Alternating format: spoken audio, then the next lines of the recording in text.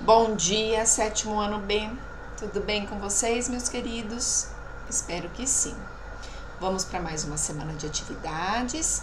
Essa semana iremos trabalhar o gênero textual mito, tá? Acho que aqui a maioria já sabe, né? Conhece, né? Olha, tem vários alunos que adoram, tá? Leem livros e livros com as histórias, né? Se interessa muito pela mitologia. Então vamos lá. Primeiramente nós vamos ver o conceito, ver um pouquinho aí sobre o mito. Então vamos lá. Os mitos são narrativas que explicam o surgimento do universo, da humanidade, de determinado comportamento humano ou de fenômenos da natureza. Então o mito aí tem a função, né, de explicar tudo aquilo que existe. Então, de uma maneira, ou o surgimento da humanidade, do universo, do comportamento humano, ou até mesmo dos fenômenos da natureza. Datados de tempos remotos, lógico, né, gente? Por que remotos? Tudo muito antigo, né? Eles revelam traços da cultura dos povos que as criaram. Nos episódios mitológicos, há sempre a presença de seres sobrenaturais, como deuses, semideuses, que podem encarnar as forças da natureza ou características da condição humana. Então, geralmente, os mitos possuem aí a presença de seres sobrenaturais, tá bom? Há alguns que não têm esses poderes, mitos que nós encontramos personagens? Sim, mas a maioria nós temos seres sobrenaturais, tá? No mito, os espaços, né, o lugar onde se desenvolve a história, costuma ter dimensões sobre-humanas e por vezes um caráter sagrado. Então sempre acontece em lugares aí sagrados. O tempo mítico refere-se a um passado remoto, às origens do mundo, do universo. Então, se vai retratar aí a origem disso tudo, é um tempo muito passado, né? E geralmente esses fatos narrados nos mitos são separados por um grande intervalo de tempo e não correspondem ao tempo comum. Lógico, né? É um tempo muito antigo. E essa imprecisão do tempo está expressa também na sentença inicial do mito lido.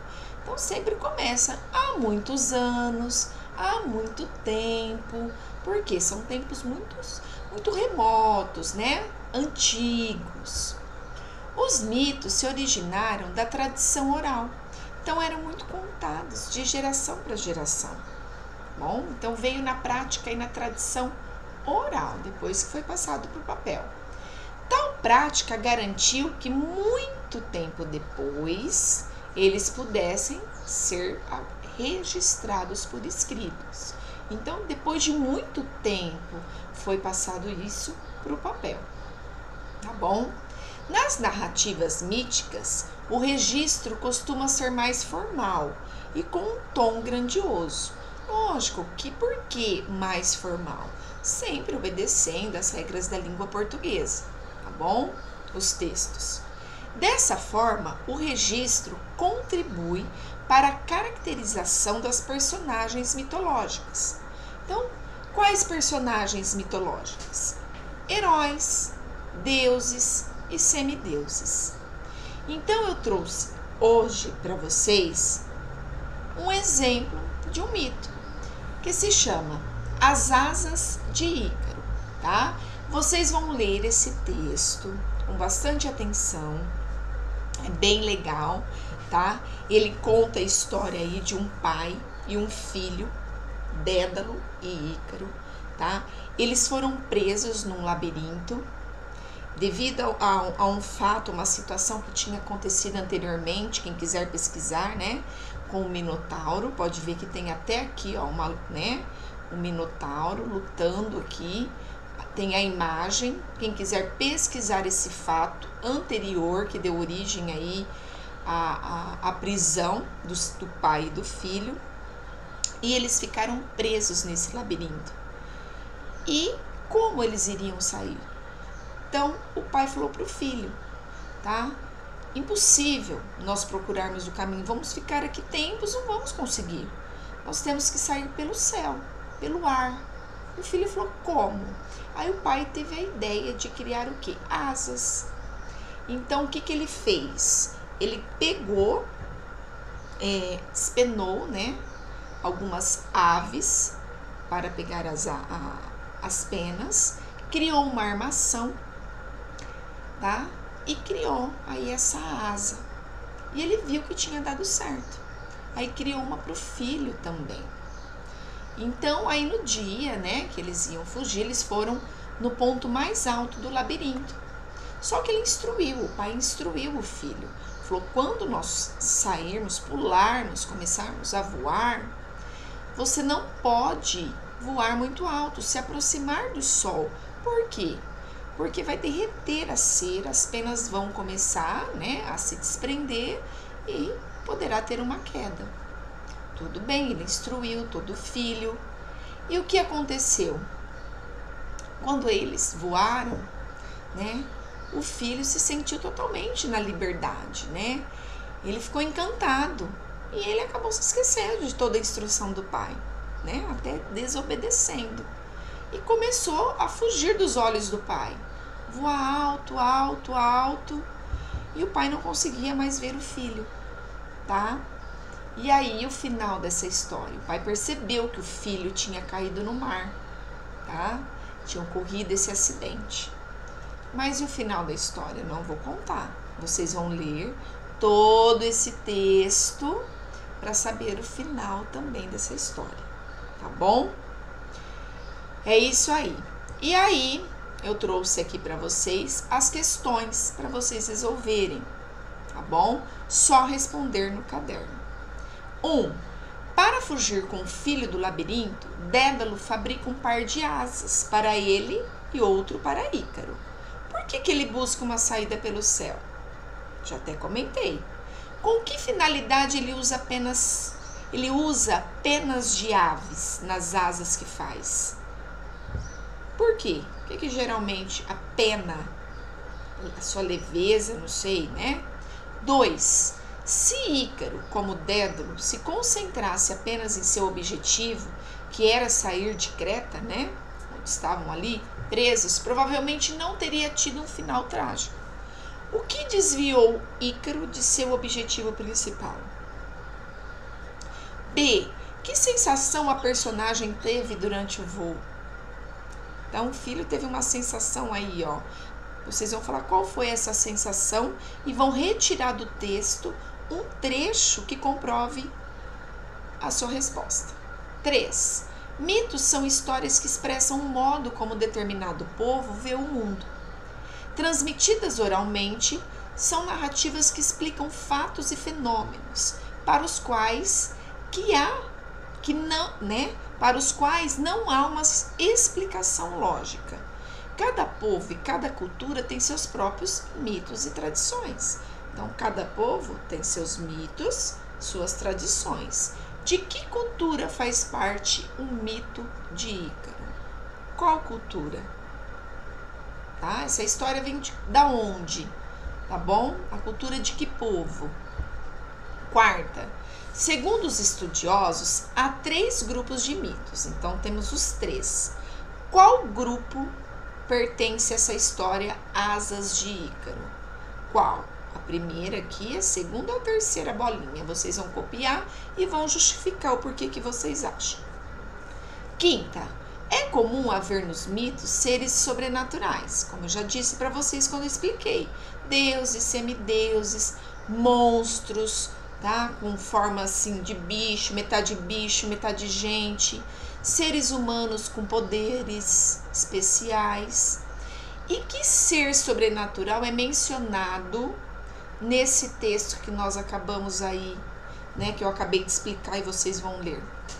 6ª questão. Muitos dos mitos gregos fazem parte da cultura de outros povos, figurando em seus contos populares, lendas, fábulas. Agora, entre as lendas brasileiras, há um ser fantástico que se assemelha na forma com o Minotauro, pois também tem o corpo metade homem, metade bicho. Qual é esse ser aí? Tá? Muito fácil essa, que está presente nas lendas brasileiras. B. Afrodite, também conhecida por Vênus, nasceu nas ondas do mar. Então, nas pinturas, ela costuma ser representada como uma mulher jovem, muito bela, de cabelos longos, nua, em pé numa concha aberta sobre as águas. Que seres fantásticos do folclore brasileiro, indígena e africano se assemelha à deusa Afrodite? Então, essa também vocês sabem, tá? Quem conhece aí, nós conhecemos as personagens, gente, tá? Do folclore brasileiro. Sétima. Nos mitos, é comum haver ações heróicas de uma ou mais personagens que podem ser semideuses ou mortais também, dotados de poderes sobrenaturais ou de excepcional força física. Os protagonistas, né, personagens principais, pode ter mais que uma, entretanto, não apresentam essas características. Que feito extraordinário os tornou heróis? Então a gente vê que nessa história eles não têm um poder sobrenatural. Só que eles apresentaram aí uma coisa extraordinária. O que eles fizeram de extraordinário? Tá? De diferente. A criação de alguma coisa. Oitava. O mito não é apenas uma história aventuresca, mas também um meio de buscar a verdade ou o significado das coisas. Por isso, com suas lições de sabedoria, serve de exemplo a seres humanos de diferentes épocas. Que lição esse mito de Ícaro transmite pra gente? Qual a lição que vocês acham que esse mito transmite à humanidade? B. Qual dos seguintes provérbios traduz melhor a lição do mito que estamos estudando, né? Do mito de Ícaro. Então, vocês vão copiar a alternativa correta. Qual? Qual desses provérbios? Nona questão. Releia o trecho. Pai e filho lançaram-se ao ar, batendo os braços de maneira tão ritmada que pareciam dois pássaros a dividir o azul do céu com as gaivotas, que observavam pasmadas. Em que pessoa estão os verbos e os pronomes? Primeira, segunda ou terceira? Primeira, segunda ou a terceira pessoa? Estou falando de alguém, tá? B. Em que tempo estão os verbos? Passado, presente ou futuro? C. Qual é o tipo de narrador? Observador ou personagem? 10ª. Como os contos maravilhosos, os mitos eram transmitidos oralmente. Já falamos isso no início.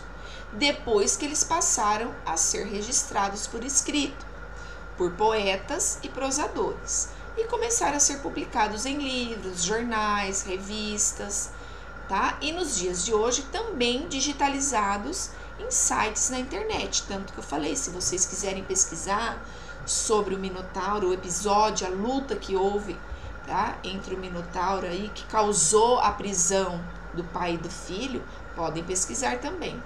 A que tipo de público os mitos se destinam? Que público? Adolescente, crianças, adultos, um público em geral, tá? 11ª. Observe a linguagem do texto.